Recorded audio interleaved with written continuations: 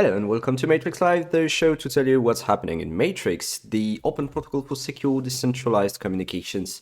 Today, my guest is Adam, a developer on Element Android, who developed something by accident. Adam, how does somebody develop something by accident, especially something cool? I think it's usually a sign of side project scope creep, to be honest. So, can you tell us what is Smalltalk actually? So Smalltalk, there's a small hint in the name. It's a small messaging app, of course, based on Matrix.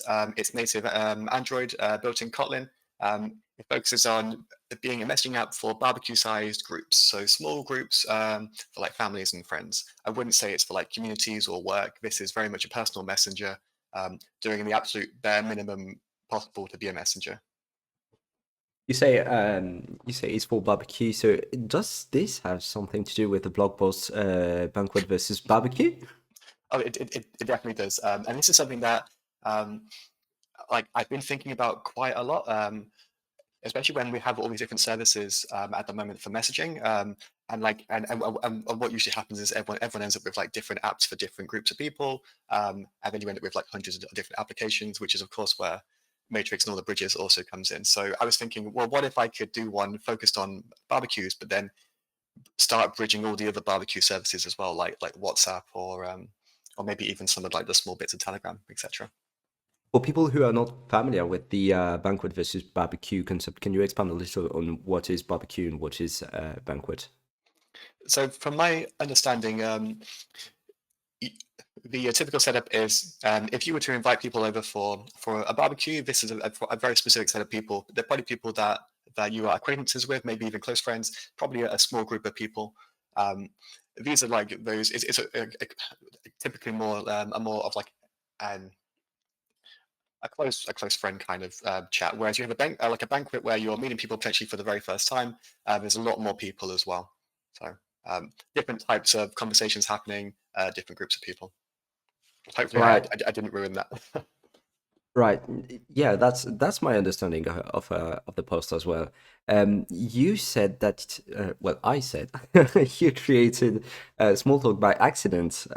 So what kind of accident was it, and what were you trying to do when you created Smalltalk? So when I first joined Element, it was around the same time that we were starting to ramp up some of the community testing. And what I've noticed is it was a bit of a pain to try and get builds out to testers. Something I've used in the past is a service called App Center. It was also called Hockey App at one point. And I thought, this might be a great opportunity to learn a bit more about the Matrix protocol by building a Matrix-based version of essentially of App Center. And if anyone's used App Center, it tended to have a habit of breaking exactly when you needed it to work. So if you were doing a release on Friday afternoon, the service would go down. So I was thinking, oh well, if we do something in Matrix, then I can benefit from the decentralized nature and have self-hosted home servers not go down in those critical times, hopefully. Um, so what happened was, um, in order to get releases like to be distributed, I needed to be able to log in first of all using the Matrix spec. I then had to create, well, in my case, I was using spaces to separate out organizations and then rooms for separating out tracks, and then finally messages in rooms for the releases themselves. Um, so at that point, I had quite a fair amount of like the Matrix stack already kind of built.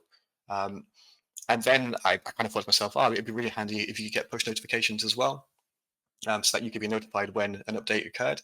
And at that point, I was like, well, I'm just one step away from sending messages to a room, and I've got a messaging app. So that's kind of what I did. And then Smalltalk happened. So part of the reason why Smalltalk is so small is because I didn't want to create an application distributor that was large in size, because it's just acting as a proxy really to install other apps. It shouldn't you wouldn't expect it to be too big. Um, and then since it was already small, I just kind of stuck with that mantra, and I'm just going for it now. All right, and one question I have is there already is a way to distribute applications for Android, which is fairly straightforward and fairly known by now. It's F-Droid. For people who are not familiar with it, it's an alternative store You can install on Android, so you just install the APK, so the application F-Droid, and you can configure an external repository. It ships by default with the F-Droid.org repository, but you can self-host your own repository and ship your apps. Why did you want to create a small app center instead of using F-Droid? The main reason really is around the permissions model.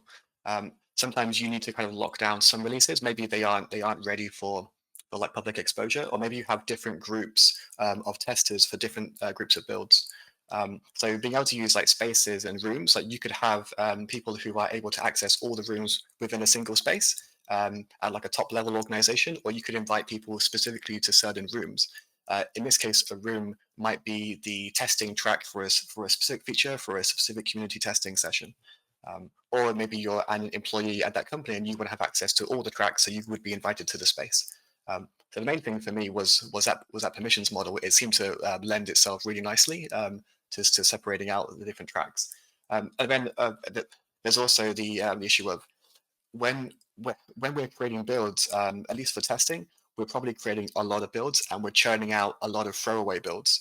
Um, to then have them on a hosted repository, it felt a little bit wrong to me to kind of like to be like pushing out these builds forever.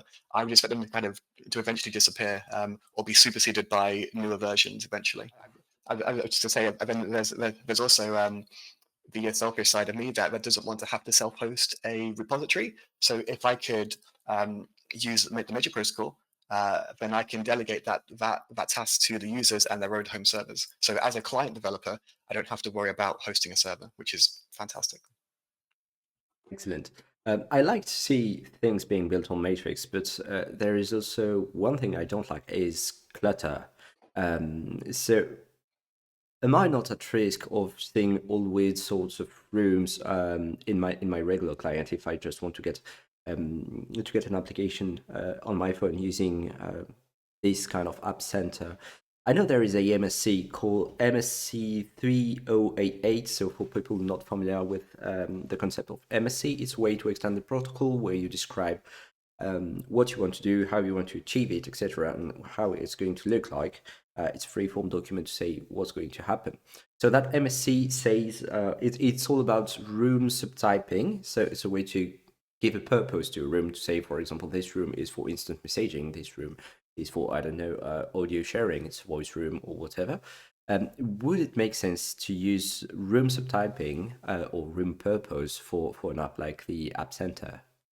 Yeah, but I think this is one of those perfect use cases, especially in the scenario that you mentioned, where you suddenly like if you're using the same account for your chatting and also for joining like an App Center alternative, there's going to be a lot of noise, even if it's in separate spaces. If your client doesn't support spaces, those rooms are going to be pulled in anyway. So yeah, being able to subtype them would be fantastic.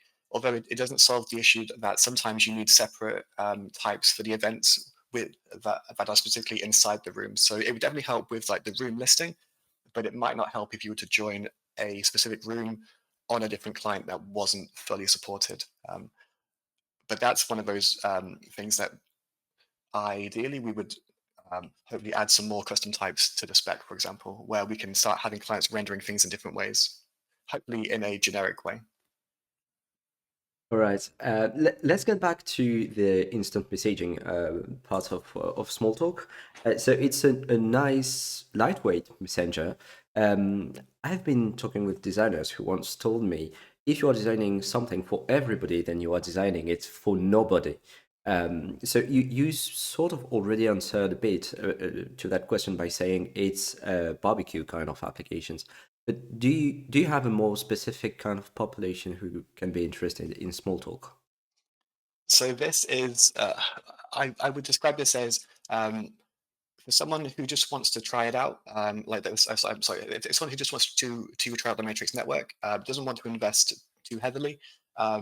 This is it's a very it's a no frills application. It doesn't have a lot of features. It's purely just for having some very basic chatting. You know, I don't intend to support things like voice messages or stickers. This is the absolute bare minimum for chatting on the network. I guess in a way I've kind of designed it for myself, but also if I was to try and convince a family member to try out Matrix for the first time, what is the kind of experience that I would want them to have? Probably something very similar to what they're familiar with, which is things like WhatsApp or maybe Signal if they're a bit more techy. Okay, the concept is interesting. And can we see Smalltalk in action? So Adam sent me this video after we recorded the interview to showcase the application and how simple it is.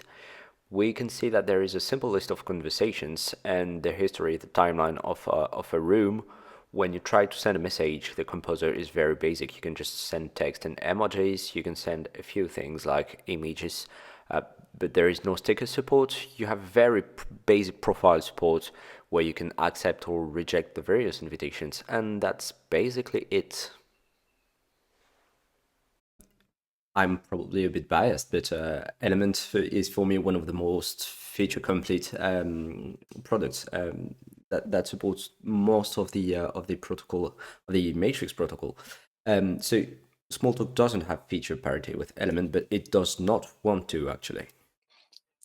Exactly. My aim here is to alter, well, it's ultimately to keep the size small, and the best way to do that is to not have a lot of features. And of course, the less code you have, the less problems you have as well, which is always a nice benefit.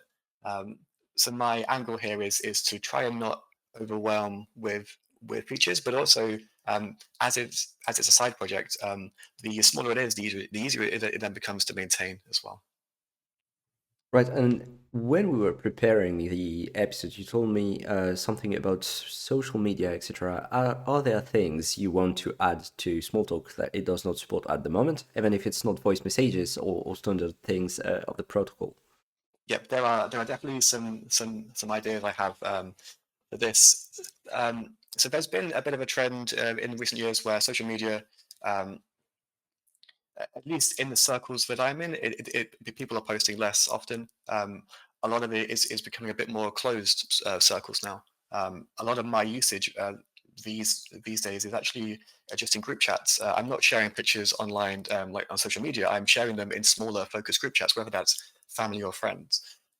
But social media, it has so many features that are really useful, that are really helpful, like things like setting up events or being able to comment specifically on people's photos and tag locations or tag memories.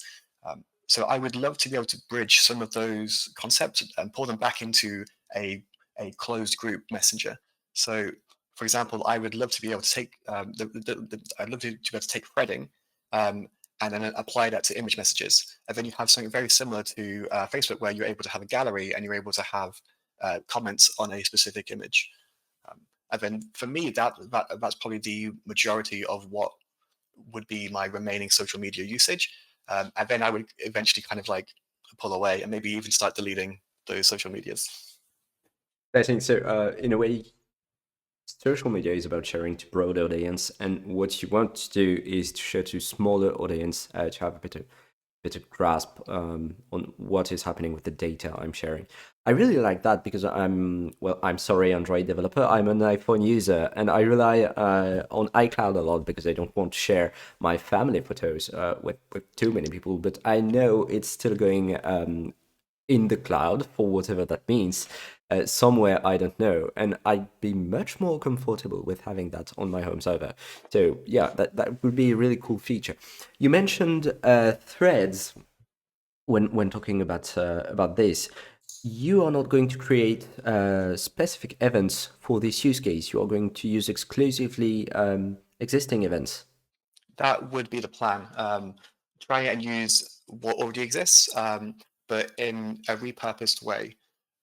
But then it does have the downside that this could potentially have a very different UX in different clients as well, especially if I was to start having a separate screen, for example, that has all of your images as a gallery, but then when you tap into it, it acts as like a permalink to that message and then acting as a thread. So the UX could be different between the different clients. There is also the possibility that some custom events might have to be created. For example, if you wanted to add extra metadata to an image to give it a description or a location or tag people in it, that doesn't exist today. So in order to add that information, I'd have to do something custom. But that's also one of the big benefits of the spec. I'm able to propose these changes, but also Matrix allows you to supply custom events even before they've been accepted. So I could still go ahead with this and not be blocked. It would cause a very weird experience if you were to swap clients. Well, it would be very different. It simply wouldn't work in the same way. But it would mean that I could build out my vision without being stopped. Right, that's an interesting pattern that has been going on for the last few guests, which is Matrix is really cool because you have a specification where you can, well, get everything, know what to expect, what kind of events to expect. But at the same way, it's flexible enough so I can build my product and then eventually, if it makes sense, upstream the changes in the spec. So yeah, I really like that vision of not being blocked and being able to develop and then eventually upstreaming the changes because it makes sense. One of the questions I had, and you have answered this partially, is wouldn't that mess up with the regular clients? But at the same time, I think it does make sense to have a sort of backwards compatibility. For example, using threads, you would have you would post a regular media event, a regular picture, and then having a thread to post comments does make sense to get supported in regular clients. So that's really cool. Yeah, I would really want to avoid causing breaking changes on other clients. I think that would be the worst case scenario. Um, Ideally, it would just be a lack of extra information. Right. Um, is Smalltalk open source, by the way? Yep, it's completely open source. I don't intend to close any of it off. This was originally created as a way for me to learn the Matrix spec, and I'm happy for people to also see it and preview it. I'm also using it as a bit of an example of how could I make an Android app build just as fast as possible. I like it's currently in like the sub 10 seconds if you have like a warmed up system. Um, so yeah, yep, it's completely open. And are you welcoming new contributions, or is it just a side project for you to learn and to have fun? Yeah, I'm more than happy to for people to help out. I would say that it's probably not in the best state at the moment because it needs a lot of stabilization. There's probably a lot of errors here, so um, um, if people did want to help out, there's probably a bit of a is this meant to work or is this broken? Is it meant to be doing this? But yeah, I'm more than happy for people to jump in and help out. Right, a lot of the collaboration in open source can happen in the issues or in pull request discussions to coordinate on what is welcome change or not, or what is the expected state of the application. But do you have a matrix room to synchronize or to talk with people who are just interested in small talk to have a casual conversation? Yep. So I have created one. It's empty in its current form, unless just me posting by myself counts. But yeah, the idea here is for me to just at least post updates or at least help any queries or even if people are just interested, just provide some feedback on how come it does X or Y or have you thought about adding this feature or why aren't you adding this feature? All right, I'm going to add a link to the room in the episode description. Do you have any final thoughts to conclude the episode?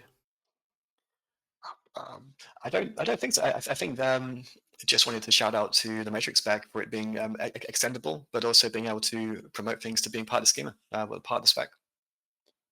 All right, thanks a lot, Adam, and I'll see you around Matrix Live.